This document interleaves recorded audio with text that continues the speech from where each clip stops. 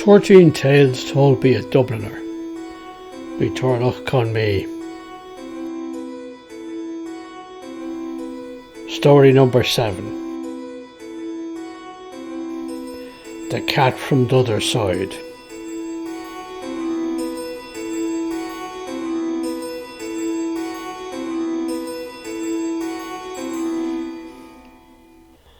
I shouldn't have gone to bed that night without having something to eat, but I was awful tired and just didn't have the energy. In the early hours of the morning, I woke up again, of course, feeling hungry. I got up out of bed, not quite sure what I was going to do. I drew the curtains back and looked out the window into the lane. It was pitch black, the dead of night. Suddenly, though, I felt something brush past me legs.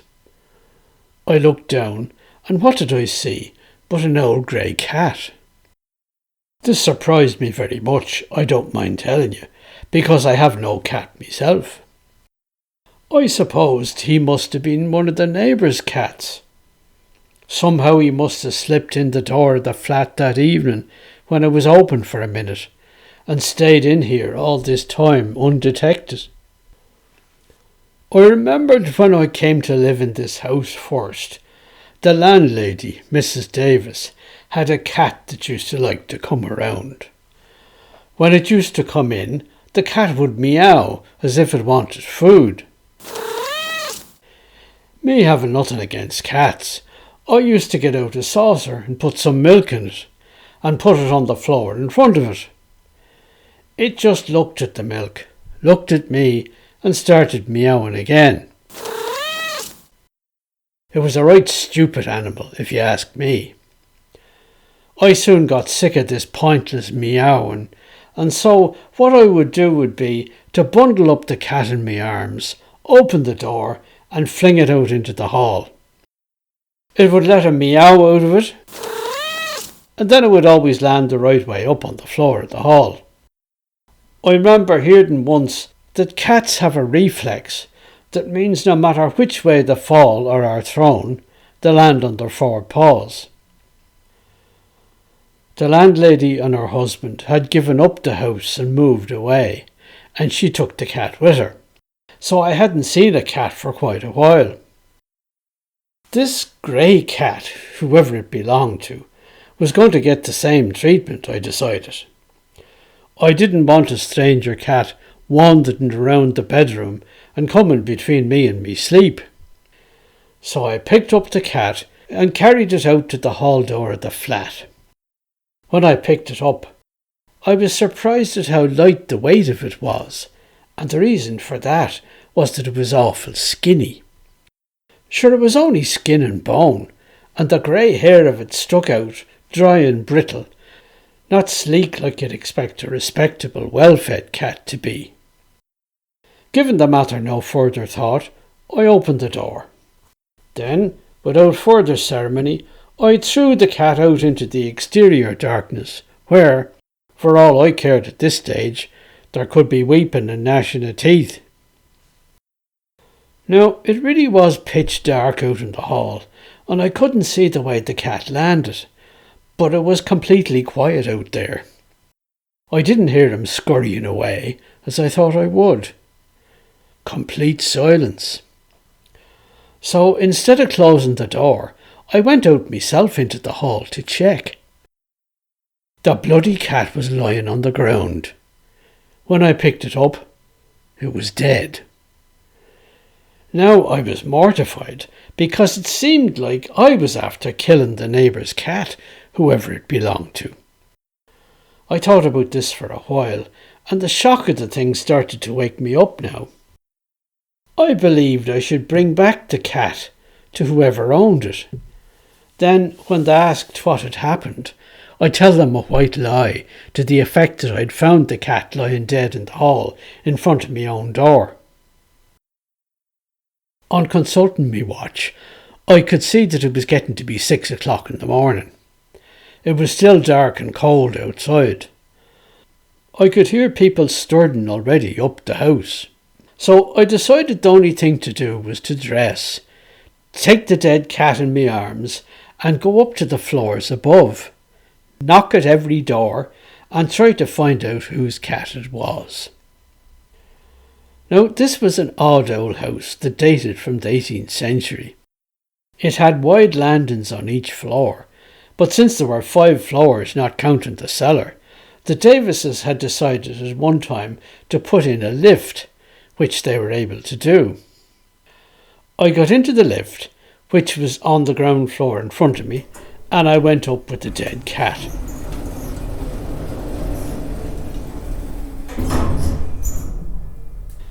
On the first landing, there was people already coming and going. I asked them. They didn't know. I knocked at the doors. Then I went up to the landing above.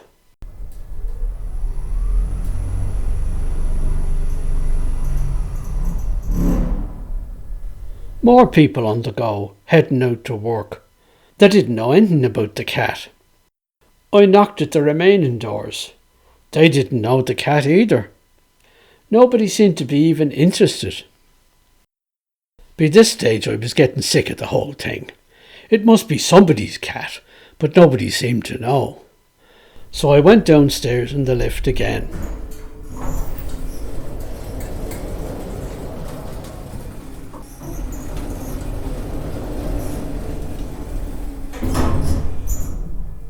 What was I to do with the cat?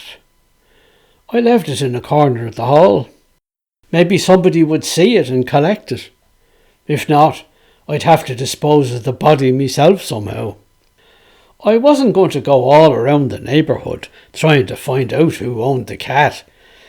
Besides, I was a bit relieved that I didn't have to face whoever it was that owned the cat. So I dropped it in a corner and went off to work myself. When I came home that evening, it was dark again. What with the business of the day, I'd almost forgotten about the cat.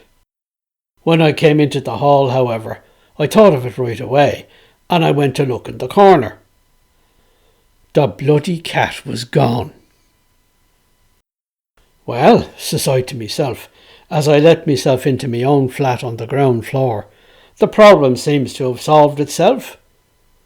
I didn't think much of it after that, and nobody ever asked me. But whenever I thought about it, it just struck me how different it would have been if Mrs. Davis had been there. She was always down in the main hall attending to something, or sweeping, or mopping, or something. And if she found the cat, her cat, dead in a corner, she would have had a fit. But I reflected, Mrs. Davis had gone to live on the other side of town, and she now a widow, and the cat was long gone with her.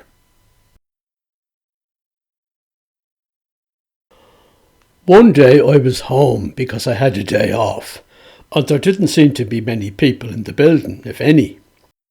I thought I'd take a look around at the other floors up above. So I got in the lift and went up the 2 flights above.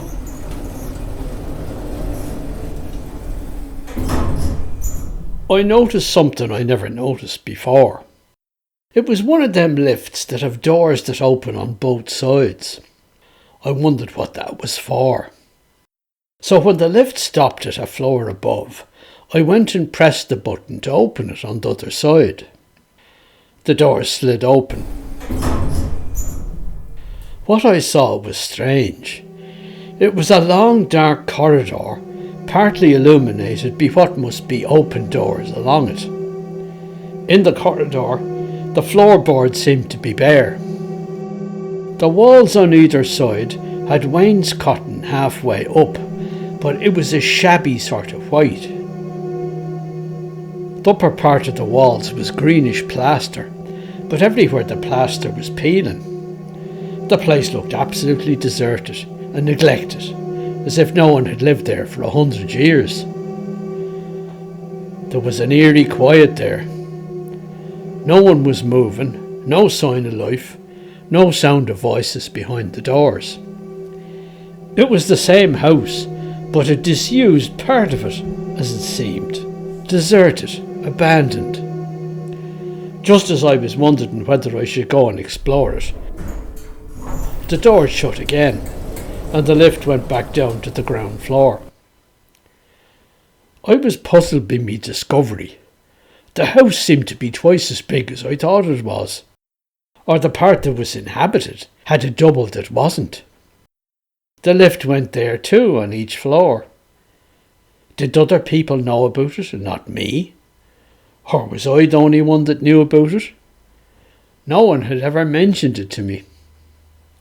There's all sorts of stuff going on that I either don't notice or never find out about. Like, I never noticed that the lift had 2 exits. Being on the ground floor, I hardly used the lift. So it never occurred to me that when you were on a certain floor, there was a floor on both sides.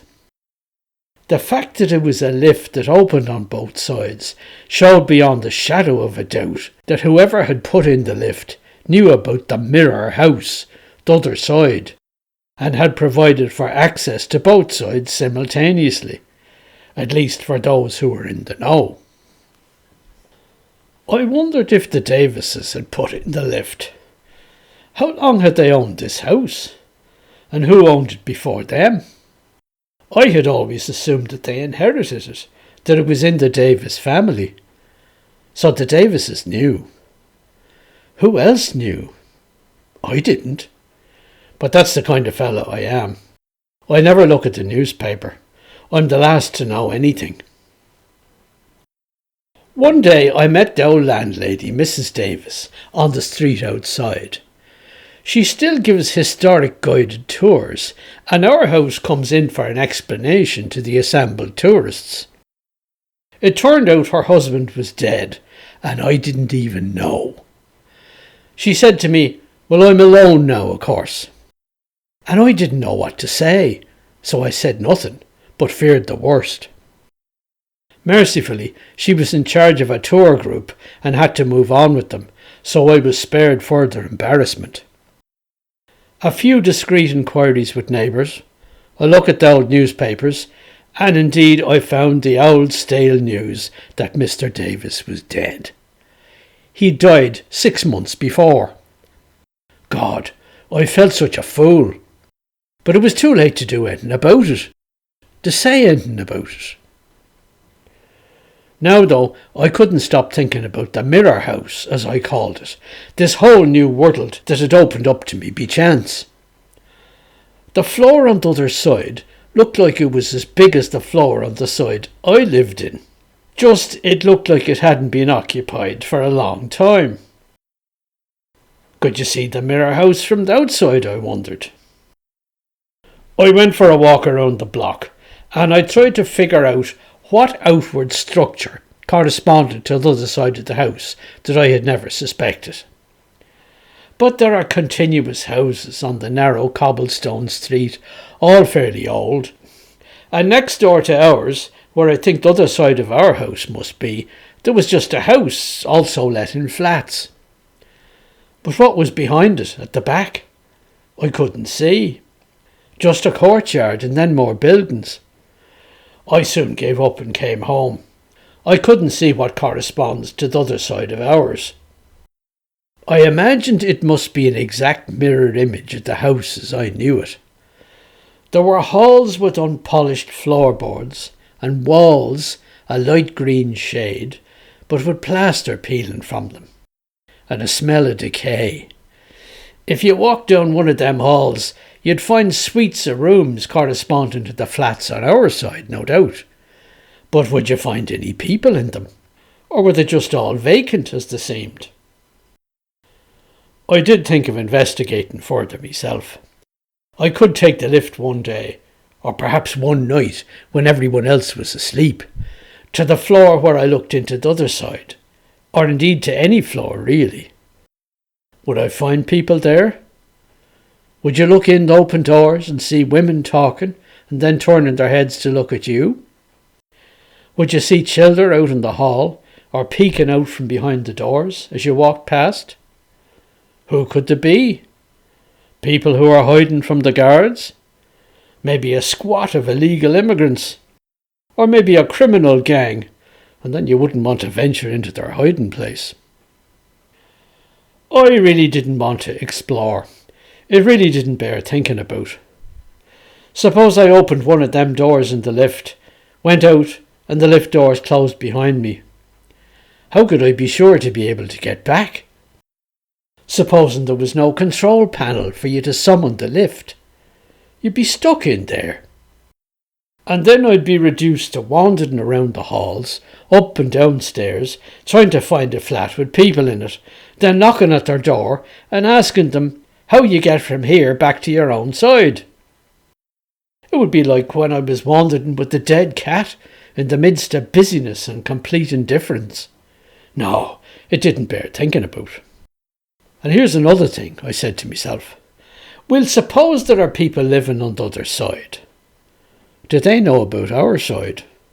Have they ever been here? Can they get across? The only way seems to be the lift, and there might not be any control panel they could use.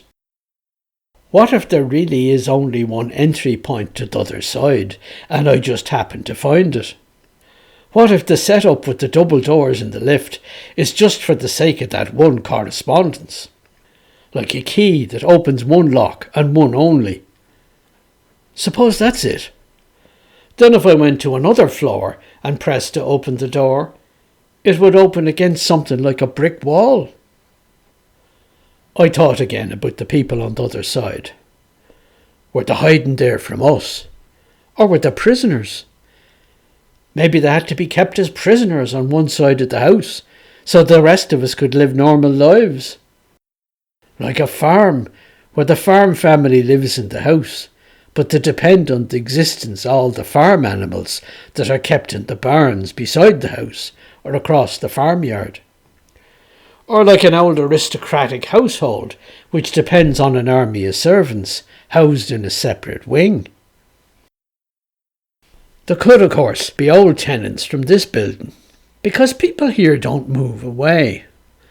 There are old people here.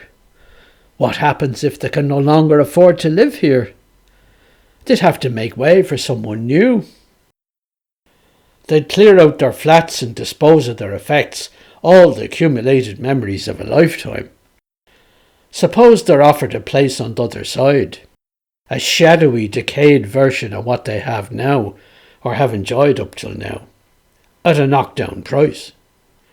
It'd be a humane solution to the problem. No one would talk about it. They're waved into the lift, the doors on this side close, the doors on the other side open, and they're free, or compelled, to go and occupy the equivalent flat in the other wing. Not long after that, I saw the grey cat again. It was alive. I saw it going along the hall on the ground floor. I went after it because I was curious, but it looked around, saw me, and darted into the lift, which was open.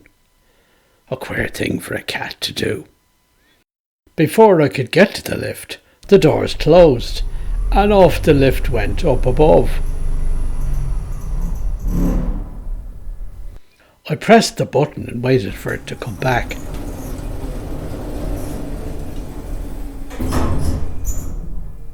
When it did, the cat was gone.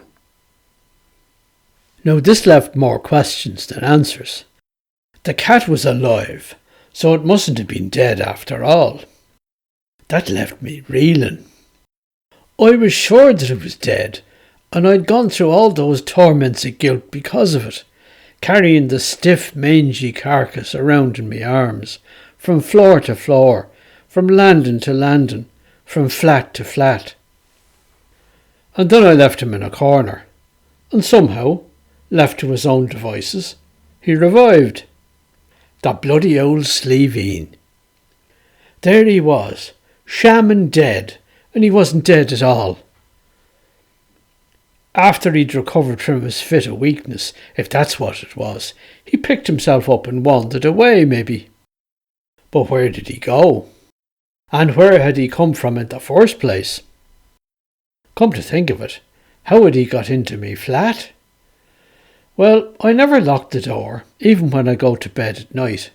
Sure, who would come in? The front door locks automatically when it swings shut after anyone comes in, and you need a key to get in. So no one is here but other tenants, and I suppose the odd tradesman they let in, going about his lawful occasions. No, I never locked the door, and I've never had any trouble. There was only one time somebody came in by mistake, and that was a bit of a laugh. I'd been asleep and woke up to hear the door of the flat open. I always know that sound, it's distinct, and I'm a light sleeper. So I got up out of bed and went out into the hall. Sure enough, there was a dark figure outlined in the open doorway. It was a woman. She was as surprised to see me as I was to see her. "Excuse me," she said in a very drunken voice. "Is this where the toilet is?" "No, ma'am," says I. And before I could say any more, she'd fled out the door and closed it behind her. Then I recalled that the neighbours upstairs had been having a bit of a party, and since it was a fine summer's night, they'd spilled out into the back courtyard between the houses. There's a toilet out there, which is hardly ever used. I'm not even sure who owns it. She had probably been told there was a toilet around there somewhere, but had wandered back into the main hall and was trying all the doors. Of course, mine is the only flat there, and my door was open. Anyway, that still doesn't tell me how the cat got in. The only thing I can think of is that I hadn't closed the door properly, so that it was still on the hasp and maybe opened itself when there was a gust of wind from a door opening somewhere else in the house. I've seen that happen actually, when somebody goes out the front door, which is in the same hall no more than 50 feet away. My door actually does swing open, and only then do I realise that I haven't closed it properly. So the cat could have got in that way. I went back to thinking about the other question. Where had the cat come from? He had to have been in the house already. And he still was, but nobody seemed to own him. Then it struck me with the force of inevitability. It seemed to me that the cat must come from the shadow house on the other side.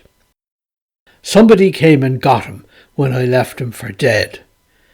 That meant that there were people living on the other side, unless he got up and went home on his own. Then I thought, maybe he has no owners. Maybe he's a stray cat that lives there on its own. Maybe with other cats. A whole colony of them, maybe. Who knows? I remember I was in Rome one time on a pilgrimage, and I was staying in an old hotel on a square with a park in the middle, where there was a colony of wild cats. I read a notice about them at the main gate of the park. It seems they'd been there for a long time, and were protected by law. Sure enough, when I went for walks in there, I used to see them every day, whole groups of them. There were old ruins in the park, and the cats seemed to live down in the ruins. You especially saw them out there in front of the ruins, sunning themselves. There were black cats and marmalade cats, bushy-tailed cats and tabbies, and they seemed to belong together. I never realised until then that cats can live on their own without being kept by humans. These ones in Rome, I dare say, subsist on a diet of sewer rats and park pigeons. They find catacombs or some sort of underground shelter to live in. So I suppose that could be the case in the house on the opposite side. The only trouble was, I never saw any other cats. He seemed to be the only one. If he came from the other side, why didn't other ones come across too? But then again, why did it come over here? Hoping to be fed? And why does it come to me in the middle of the night? More questions than answers, like I said. One thing I'll bet on, though, I said to myself, I haven't seen the last of that grey cat. As I said earlier, I live on what counts as the ground floor of the house. At one end, there's the massive front door, with steps leading down to the lane outside. At the back end, there's a door out into a courtyard behind the house. There are several doors off the main hallway. Only one of them is the entrance to a flat, and that's mine. There are other doors across the expanse of hallway. They've recently been occupied by the neighbour upstairs as an office. He's a lawyer, and as he was getting older, he seems to have decided to do some of his work at home. Before, as I remember, the two rooms used to be occupied by an artist, a painter named MacMurk. He used the place as a studio. When I moved in there, I got to know him. Mrs. Davis actually introduced us one day when we met in the hallway. I got to talking with him, and he invited me to come in and see his studio. Everywhere there were canvases. He was an abstract painter, but all his paintings seemed to be inspired by the Wicklow Mountains. There were stony mountain shapes in all of them. As a matter of fact, I heard later from someone that MacMurk always seems to paint the same picture. The paintings were attractive enough, decorative enough. He showed them to me. Maybe he hoped I'd buy one. Maybe I would have if there had been enough time. But one thing comes especially to mind. The rooms where the studio was were unfurnished and bare of any ornament. The walls had not had the belt of a paintbrush for many years, and there were cracks and peel and plaster. Thinking back on it now, I associated it with the way rooms must look across in the Mirror House. MacMurk was an ideal neighbour, because he hardly made a sound when he was working, and he was only there in the daytime. You never saw a light there at night. I surmised that he only painted by natural light. But then he was absent for several weeks. Mrs. Davis said that he was very ill. I heard from someone else, the bookseller down the street, who knew that family, that it was cancer and the outlook was bad. Then one evening as I was coming home from work, a man passed me on the street going up to the house. I didn't recognise him at first, but he greeted me and smiled. Then I saw it was MacMurk. I greeted him in return. Now, luckily we had passed each other by then, for I didn't care to betray the look of shock I must have had. I saw that I hadn't recognised him, because he'd changed. His face was thin and emaciated. Anyway, I never saw him again. A few weeks after that, Mrs. Davis told me he was dead. Then someone came and cleared out his studio. I remember he used to have some of his pictures hanging in the hall. Now they were taken down and disappeared. I'm mentioning this because shortly after the lawyer neighbour took over the space, I was shocked to look out one day and see a picture hanging in the hallway. It was unmistakable. It was one of MacMurk's. Maybe they'd found it in the studio when they were fixing the place up. A few weeks later, and me home on another day off, I saw the cat again. It was out in the hall. I watched it out of the corner of my eye, not making any abrupt movements that might scare it and make it bolt. I meowed at it, like I do with cats when I see them on the street, and said, "Here, puss puss." The sound attracted its attention. It looked at me with at least a distant sort of curiosity. Then it continued on its way slowly down the main hall.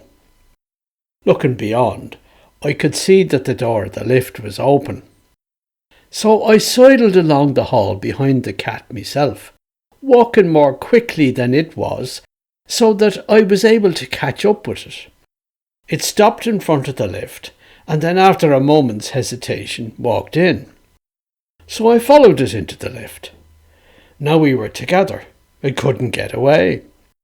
Again making me best effort not to alarm the cat in any way, but meowing and saying psst, psst to gain its confidence, I went over and pushed all the buttons on the other side, the side of the mirror house.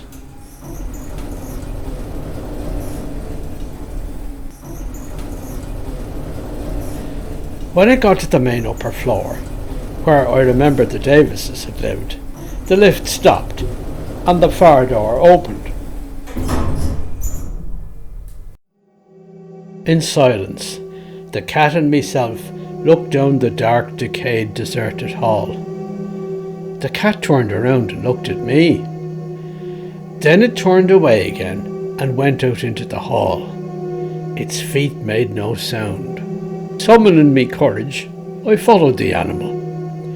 It padded noiselessly down the long passageway till it got to the end, where there was a wall with peeling plaster. But there was something on the wall. I looked at it more closely. It was a picture, a large picture hanging there. I recognised it. It was unmistakable. It was one of MacMurk's. What of the cat? It turned and went in a doorway to a flat. The door of this flat had been open, and some light shone through out into the hallway. There had been a murmur of voices. Then a female voice. I couldn't hear the words, but it was obviously the woman who lived there, welcoming the cat after its absence. Then the door opened wide, and Mrs. Davis was framed in the doorway. She looked out and saw me. She smiled and greeted me in her rather formal way, as she always had done. We chatted for a minute about this and that, nothing in particular. I said, "So this is where you are now?" She nodded. There was someone else in the flat, but I only saw a shadow. I didn't ask who this was. She didn't say, and I had the feeling I was supposed to know. "You must come and visit us, now that you know the way," she said. "Yes," I said. "Your cat brought me here. It comes to visit me sometimes.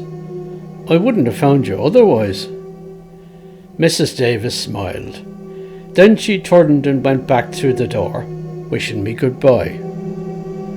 I said goodbye myself and walked back along the long passageway. I now had time to worry about how I was going to get back into the main house. Nearing the lift shaft, I looked in vain for a control panel. Just as I was getting really anxious, the doors opened and the lift was there, empty, waiting for me, just as I'd left it. It was as if a sensor had detected my presence and opened the door automatically.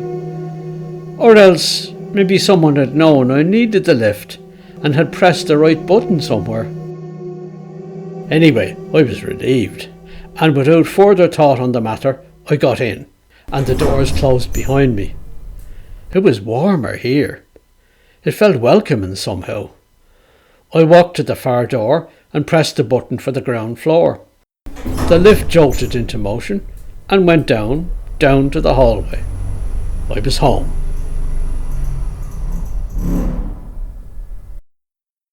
Once I was home in my own flat, I reflected. How odd to find Mrs. Davis. And who was that with her? Why was she there in this abandoned place? And the cat. It was her cat after all.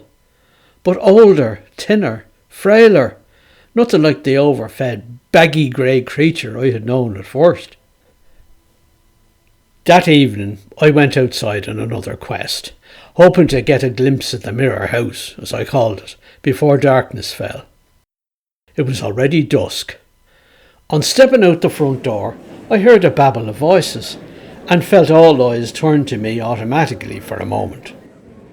There was a group of tourists getting a guided tour, and the usual architectural explanation about our house.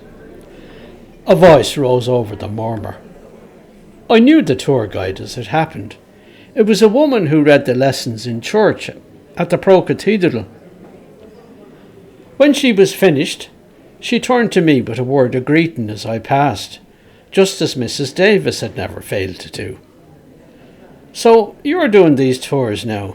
I asked her, before she turned to accompany her group to the next station on the itinerary. "Aye, I've been doing them for a while." "Ah, good," I said. "I haven't seen you up this way before, though there are always groups passing through. Have you taken over from Mrs. Davis? Is she not doing it any more?" "No," said the woman. Then she paused uncertainly. "You obviously haven't heard. Mrs. Davis died a week ago."